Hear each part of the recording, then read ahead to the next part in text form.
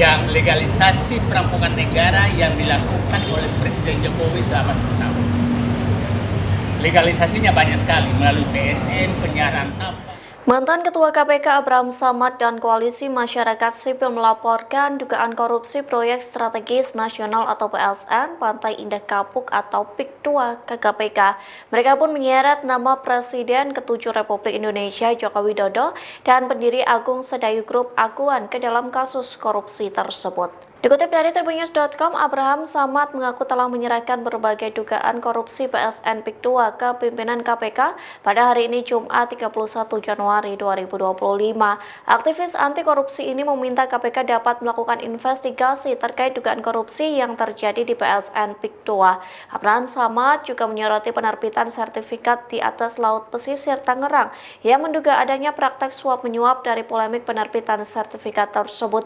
Dugaan kuat mengarah kepada Agung Sedayu Group dan anak perusahaannya.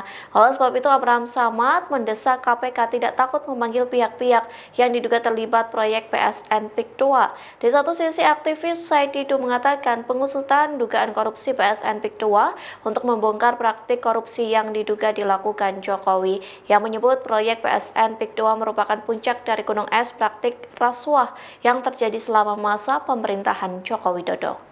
Masuk untuk membongkar legalisasi perampokan negara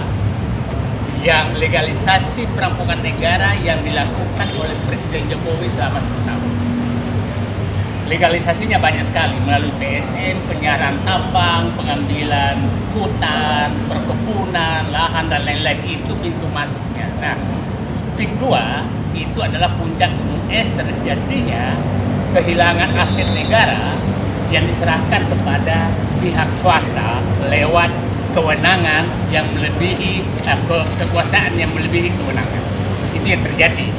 Dan tadi saya meminta kepada KPK sederhana melihat berapa jalan, berapa sungai, berapa pantai, berapa irigasi yang sudah diambil alih oleh PIK 2, apakah ada ganti ruginya ke negara atau hilang begitu saja. Karena sudah berapa kecamatan habis. Jadi itu sederhana, cek di Google Earth apakah PIK 2 yang ada sekarang itu tidak mengambil laut.